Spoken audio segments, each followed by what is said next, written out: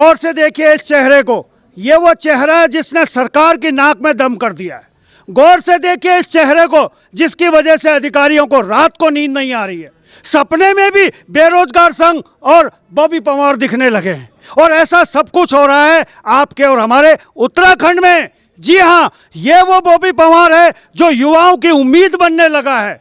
युवा भरोसा सरकार से ज्यादा बॉबी पंवार पर करने लगे हैं, और इसकी वजह यह है कि समय समय पर ये लगातार बेरोजगारों की हक की आवाज उठा रहे हैं। और ऐसा ही एक मामला लेके आज ये प्रेस क्लब में पहुंचे हैं। देखते हैं क्या कुछ बड़े खुलासे इन्होंने करे हैं बॉबी पंवार जी के साथ। तो थोड़ा सा बॉबी पंवार जी, युवाओं को बड़ी उम्मीद है, कहीं बिक तो नहीं जाएंगे माफियाओं की तरह? देखिए, बिकना होता तो और लोगों की तरह बिक जाते हैं। 5-6 सालों से जो संघर्ष हो रहा है उसमें मैं बता तो रहा हूँ, जो चीज़ें हमारे संज्ञान में आ रही है और हम सरकार को बता रहे हैं उस पर ही कार्रवाई हो रही है, क्योंकि उन्हें लग गया कि इनके पास पहुँच गई है तो अब कार्रवाई करनी पड़ेगी।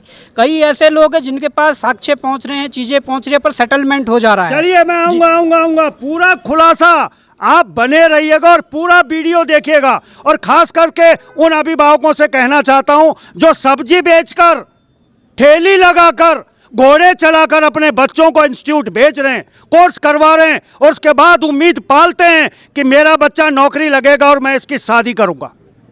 हमारे युवा कुंवारे ही बैठे हैं, लेकिन अब वो कुंवारे नहीं बैठेंगे, क्योंकि अब बॉबी पंवार हमारे साथ हैं। तो चलिए पूरा मामला देखते हैं, तो बने रहे। लेटर मुख्यमंत्री महोदय को लिखा गया, और लेटर कौन लिखती है? लेटर लिखती है कविता सोलंकी, पत्नी श्री राजीव कुमार सोलंकी, आदर्श colony, Sitarganj road, Khatima, Udham Singh Nagar. Kavita ji letter लिखती है मुख्यमंत्री को कि मुख्यमंत्री महोदय, मेरे पति की क्वालिफिकेशन ये है और मेरे पति को इस पद पर नियुक्ति दी जाए। जिनके पति संविदा पर 5,000 के वेतन पर 2003 में नियुक्त हुए थे, उसके बाद 4200 ग्रेड पे पर काम कर रहे थे, और उनको उनके पत्नी के लेटर पर 5400 ग्रेड पर बिठाया गया। अब मुख्यमंत्री कहेंगे कि मैंने विचलन के आधार पर ये वो किया है। अगर विचलन के आधार पर ही प्रदेश चलाना है तो आप छोड़ दीजिए, आयोग बंद कर दीजिए, सारे विभाग बंद कर दीजिए। विचलन के आधार पर आप ये सारा सिस्टम चलाइए, विचलन के आधार पर इस उत्तराखंड को चलाइए। एक मिनट रह गया।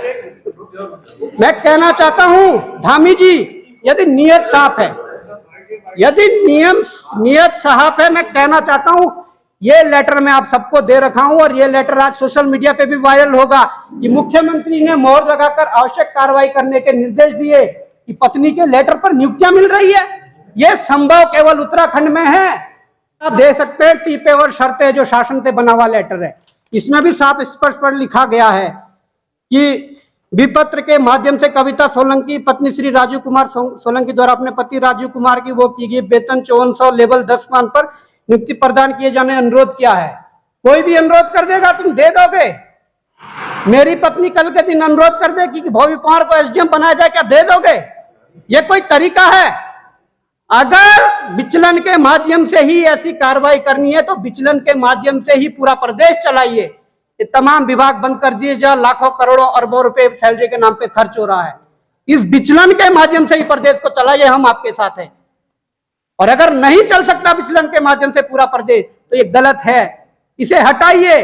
और ये तब हो रहा है, इन माफियाओं के, इन आयोगों के अधिकारियों के, कर्मचारियों को हौसले तब बुलंद हो रहे हैं जब मुख्यमंत्री महोदय खुद ऐसा काम कर रहे हैं। ये मैं कहना चाहता हूं। यदि आप साफ हो तो आपके नीचे वाले भी साफ होंगे, आपके नीचे वाले डरेंगे, काम करेंगे। तो मैं यही कहना चाहता हूं कि ये जो दुर्भाग्य है उत्तराखंड का, मैं ये कहना चाहता हूं कि जहां आयोग दावा कर रहा है कि पटवारी भर्ती घोटाले में प्रकरण में जो चतुर्वेदी, जो संजीव चतुर्वेदी था, उसको पहली बार गोपन विभाग की जिम्मेदारी मिली थी, इसलिए उसने ये पेपर आउट करवाया था। और अन्य परीक्षाओं में सवाल ही पैदा नहीं होता कि आयोग के पेपर आउट हुए हो। तो मैं आप लोगों को यह बताना चाहता हूं कि संजीव चतुर्वेदी जैसे आयोग के अंदर कई और चतुर्वेदी हैं। आयोग ने स्पष्ट करा था कि हम संजीव चतुर्वेदी के अलावा और हमारे यहाँ कोई नहीं है, सब पाक साफ है। इसने पटवारी का पेपर आउट करवाया था और हमने रद्द भी कर दिया था। परंतु मैं कहना चाहूंगा, हमारे पास कुछ साक्ष्य हैं। ये जो आप देख रहे हैं, ये कोई फोटोकॉपी के पन्ने नहीं है, किसी स्टूडेंट की कॉपी नहीं है। ये वो साक्ष्य है, ये वो प्रश्न बैंक है जो एक्सपर्ट प्रोफेसरों के द्वारा बनाया जाता है और जिस क्वेश्चन बैंक के माध्यम से पेपर प्रिंट होते हैं। ये जेईई का क्वेश्चन बैंक है जो 7, 8, 9 अप्रैल को मई को जो पेपर 2021 में हुआ था। अब आप ये देख सकते हैं कि कितना बड़ा प्रश्न बैंक, ये 2400 प्रश्न जो हैं ये जेईई के हैं। और मैं कहना चाहूंगा, कई अभ्यर्थी कह रहे होंगे कि एक ऑडियो जो वायरल हो रहा है वो भी हमारे पास था, और उस ऑडियो की पुष्टि इससे भी होती है। हमारे पास तो खैर ये 20 तारीख को हम हरिद्वार गए, आयोग से मिले, एसआईटी से मिले। आयोग और एसआईटी से बात करने के बाद हमने ये एसआईटी को थमाया था 20 तारीख को। उसके बाद एसआईटी ने अंदरूनी विवेचना करके उन्हें लगा वास्तव में ये बहुत बड़ा जो प्रकरण है, ये बहुत बड़ा रैकेट है, ये वास्तव में काम आयोग के अंदर कर रहा है। उसके बाद हमने मुख्यमंत्री महोदय से मुलाकात कर एजेई के लिए जांच के आदेश हुए। वो तब हुए थे क्योंकि ये क्वेश्चन बैंक हमारे पास था।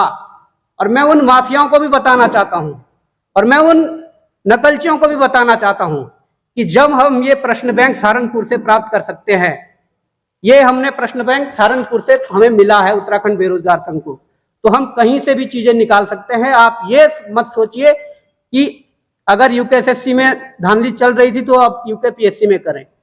उत्तराखंड बेरोजगार संघ लगातार इन मामलों को उठा रहा है। और सहारनपुर में ऑडियो रिकॉर्डिंग में तो केवल ये जिक्र है कि हम 20 से 22 बच्चे जो एक होटल में थे, परंतु सहारनपुर में अलग अलग जाकर 5-6 होटलों में करीब 120 से 150 बच्चों को पेपर पढ़वाया गया। उसके अलावा तराई क्षेत्र, उधम सिंह नगर के कुछ क्षेत्रों में, रुड़की हरिद्वार के कुछ क्षेत्रों में, उत्तरकाशी देहरादून के कुछ क्षेत्रों में भी पेपर पढ़वाया गया। अब ये आप जान सकते हैं कि कितने बड़े स्केल पर नकल हुई थी। और उसके साथ जो हमें एई की जानकारी मिली, जिसमें 50 से 60 लाख रुपए पर सीट की बोली लगी, मैं एई की बात कर रहा हूं।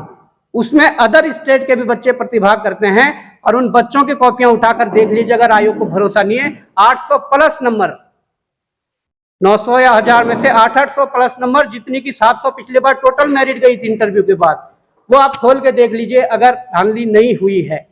वो बात अलग है कि हमने सीएम साहब से मिलकर इसके जांच के आदेश करवाए। पर अब चिंता यह है कि जब 2021 अप्रैल में हुई इस परीक्षा में इतनी बड़ी मात्रा में क्वेश्चन बैंक बाहर आ सकते हैं, उसके बाद 2022 8 जनवरी को हुई पटवारी भर्ती परीक्षा में क्वेश्चन बैंक बाहर था।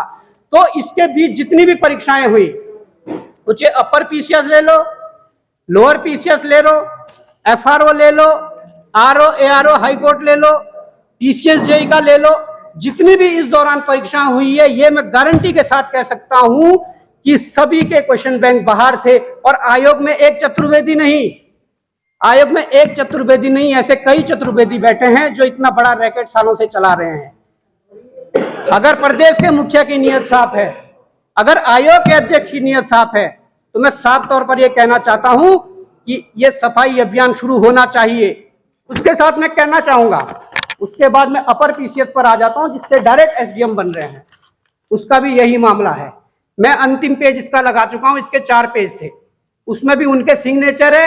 अपर पीसीएस 3 में जो परीक्षा हुई थी उसका भी पेपर बाहर था और इन लोगों ने उसकी भी ओएमआर वगैरह जला दी गई है। उत्तराखंड जनजाति कल्याण विभाग में निदेशक के पद पर जो मुख्यमंत्री के करीबी माने जाते हैं, मुख्यमंत्री के संयुक्त सचिव है संजय टोलिया जी को मानकों के विरुद्ध उस पद पर बिठाया गया है। मुख्यमंत्री ने आश्वस्त किया था कि इन पर आवश्यक कार्रवाई होगी, परंतु आज कई माह बीत जाने के बाद मुख्यमंत्री के करीबी संजय टोलिया जी पर कोई कार्रवाई नहीं हुई। कार्रवाई इसलिए नहीं हुई कि वो उनके लंगोटियार है, अगर कोई और होता तो शायद कार्रवाई हो जाती। मुख्यमंत्री जी, यदि नियत साफ है, आप किसी चैनलों के माध्यम से, सोशल मीडिया के माध्यम से अगर देख रहे हैं, नियत साफ है, तो संजय टोलिया जी को वहां से हटाइए। उस पद के जो मानक है, उन मानकों को संजय टोलिया पूरा नहीं कर रहा है। संजय टोलिया सचिवालय संपर्क का व्यक्ति है, जबकि उस पद के लिए एक आईएएस या वरिष्ठ पीसीएस संवर्ग का होना जरूरी है, और आपने अपने ही करीबी आदमी को इतने बड़े पद पर बिठाकर कैसे उन्हें वो कर दिया। तो मैं कहना चाहता हूं मुख्यमंत्री जी, इन पर अगर कार्रवाई नहीं हुई तो बहुत जल्द तालाबंदी होगा वहां पर जनजातीय आयोग विभाग में। ध्यान रखना, ये प्रदेश का युवा है, ये उत्तराखंड बेरोजगार संघ की आवाज है। और मैं कहना चाहता हूं, बात यही नहीं रहती, ये संजय टोलिया के द्वारा जारी लेटर है।